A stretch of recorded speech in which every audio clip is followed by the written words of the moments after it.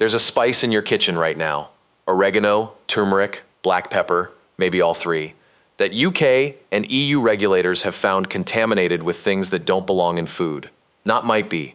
Tested. Confirmed. And here's the part that should actually worry you. You have no way of knowing if your specific jar is one of them. If you cook with spices even once a week, you need to see this whole list. Hit subscribe now, because by the end you'll know exactly how to check what's in your own cupboard. Segment 1. Oregano. Let's start with oregano, because this one is fraud. Plain and simple. The FSA tested 30 jars of oregano from UK retail shelves using microscopic authenticity testing. 4 of them, 13%, weren't actually pure oregano. 3 of those had olive leaf mixed in, making up 10 to 25% of the total contents. Think about that. If you bought one of those jars, up to a quarter of what you paid for was a completely different plant. And it gets worse under the microscope. Investigators also found insect fragments and pieces of synthetic fiber in some samples. One jar had so much foreign material and such abnormal characteristics that it was formally ruled non-compliant under the Food Safety Act 1990. That's the legal language for, this is not what it claims to be.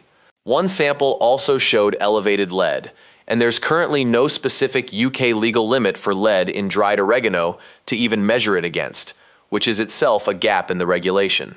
Why does this happen? Follow the economics. Oregano is labor-intensive to harvest. You're picking leaves off small plants. Olive leaves are essentially agricultural waste from olive groves, and once dried and crushed, they look almost identical to oregano. Bulking oregano with cheap olive leaf filler boosts profit margins dramatically, and unless someone specifically tests for it using microscopy, which very few routine checks do, nobody catches it. Oregano's problem is fraud you can measure. What's hiding in your nutmeg jar? You can't see it all. Segment 2. Ground nutmeg. FSA Laboratories tested 89 samples of nutmeg, turmeric, and oregano between 2023 and 2024 for mycotoxins, toxic compounds produced by mold. 9% came back above the legal safety threshold. And here's the detail buried in that report. The contamination was concentrated specifically in ground nutmeg. Mycotoxins aren't abstract. Aflatoxin, one of the compounds tested for, is classified internationally as a Group 1 carcinogen, the same category as asbestos and tobacco smoke. It's linked to liver damage. Ochratoxin A, the other compound, is linked to kidney damage and immune suppression, and you cannot see, smell, or taste them. A jar of ground nutmeg looks identical, whether it's clean or contaminated. The only way to actually know is lab equipment costing tens of thousands of pounds, run by trained analysts. That's not a test you or I are doing at home. Before you assume organic solves this, it doesn't. Mold doesn't care about farming method. It colonizes crops based on moisture and storage temperature during shipping, not whether pesticides were used. Organic ground nutmeg carries the exact same risk profile as any other. Nutmeg's danger is invisible mold. Turmeric's danger was put there on purpose. Segment 3. Turmeric. Turmeric sells on color. The deeper the yellow, the more premium it looks on the shelf, and processors know it. That's exactly why some batches, mainly traced to India and Bangladesh, have been found adulterated with lead chromate, an industrial pigment, the same chemical used in road markings, added during polishing specifically to boost that golden color. Reports out of Bangladesh have measured lead concentrations dramatically above legal safety limits in contaminated turmeric batches. And lead chromate isn't just lead. It also contains hexavalent chromium, the carcinogenic compound made infamous by the Aaron Brockovich case. So a single adulterated batch can carry 2 separate toxic exposures at once, a neurotoxin and a carcinogen. Lead is particularly dangerous for children. There is no medically safe exposure level. Every microgram that enters a developing brain does damage that can be irreversible. Some reports have also described children affected by lead poisoning traced back to turmeric used in home cooking, though specific cases aren't independently confirmed here, so take that as a documented concern rather than a verified case count. And turmeric had a second, entirely separate problem. It was one of the spices swept up in the 2020-2024 ethylene oxide crisis, a banned industrial fumigant, which we're about to get into properly, because it didn't start with turmeric. It started with something in almost every sesame bagel in the country. Segment 4. Sesame seeds, September 2020. Belgian food safety authorities detect ethylene oxide, a banned fumigant classified as a mutagen and carcinogen, in sesame seeds imported from India. Not slightly over the limit, over 1,000 times the maximum residue limit of 0.005 milligrams per kilogram. Within days, it spread. France, Luxembourg, the Netherlands, Germany, the UK, country after country found the same contamination. The EU's own Alert and Cooperation Network described what followed as the biggest food recall operation in European history. And this wasn't just bags of sesame seeds, it was bread, bagels, burger buns, crackers, tahini, hummus, salad dressings, any product using sesame as an ingredient. Here's what should concern you most.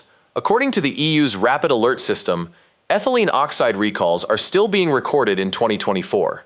This is not a historical crisis that got cleaned up. It's ongoing, 4 years later.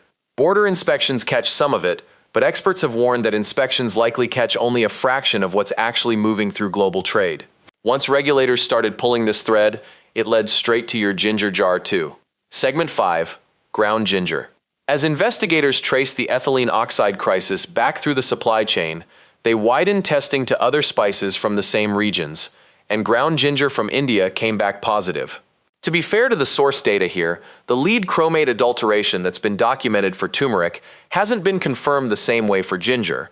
That risk is an extrapolation based on shared supply chains and economics, not a proven finding.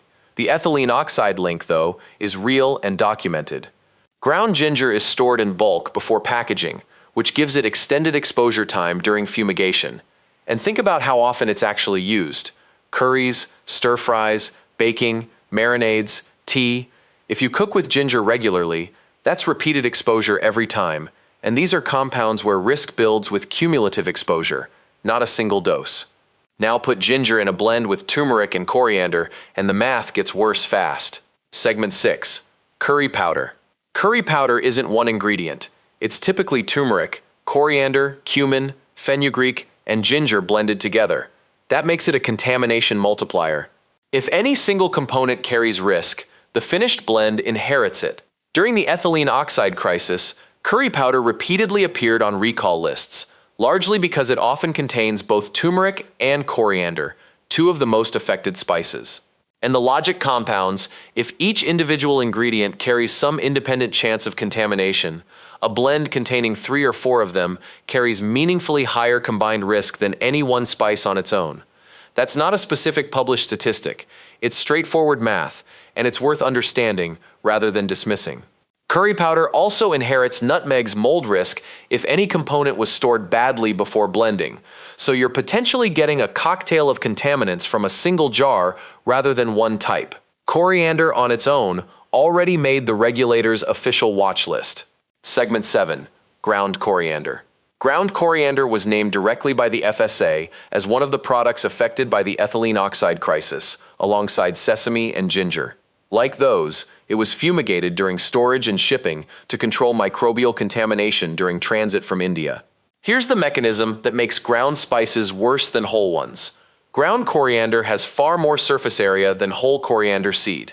When ethylene oxide is used to fumigate storage facilities or containers, ground spice absorbs more of it, meaning higher residue levels by the time it reaches your kitchen.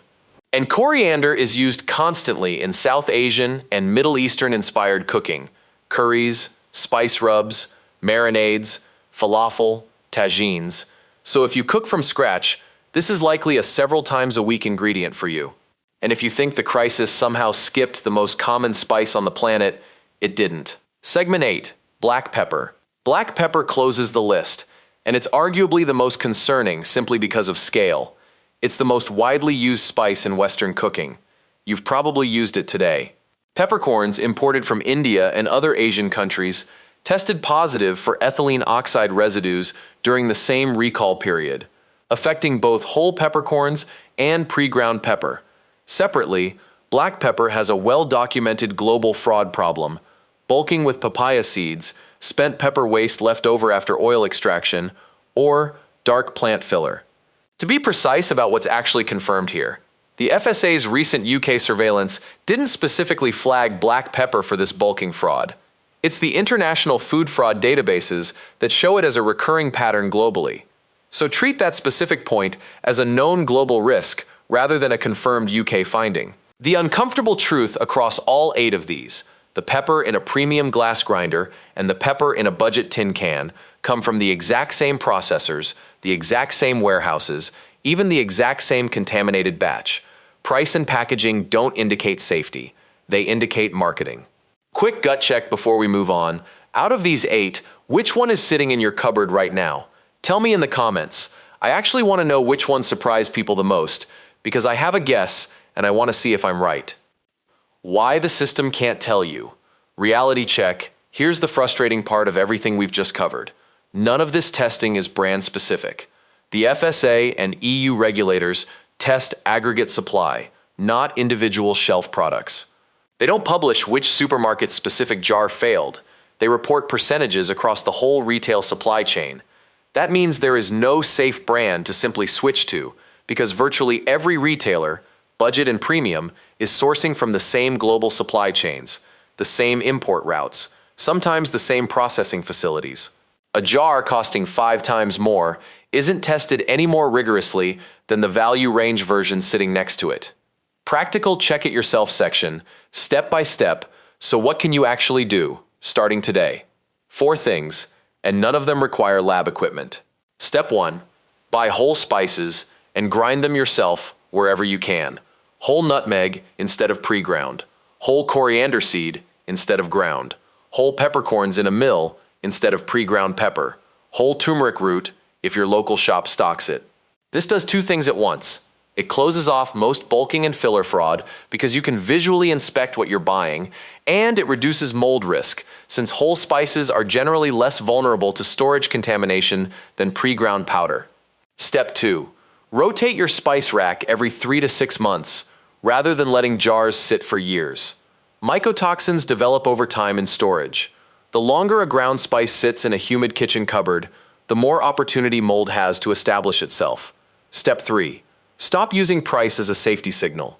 As we've covered, a premium brand and a budget brand can be sourced from the identical supply chain. Price buys you packaging and marketing, not independent safety testing. Step 4. Keep half an eye on FSA surveillance updates and URASF alerts when they're reported in the news. When a new report flags a specific spice type, like this ethylene oxide situation, which is still active, that's your practical signal to be more cautious with that product specifically. Maybe switch to a whole spice version, or reduce how much you're stockpiling at once. The scariest part of everything we've covered today isn't any single contaminated jar. It's that the system testing your food can't tell you which jar it is.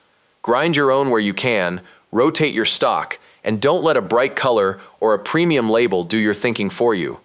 If this changed how you're going to look at your spice rack, hit subscribe, drop a like, and send this to whoever does the cooking in your house. They need to see this too.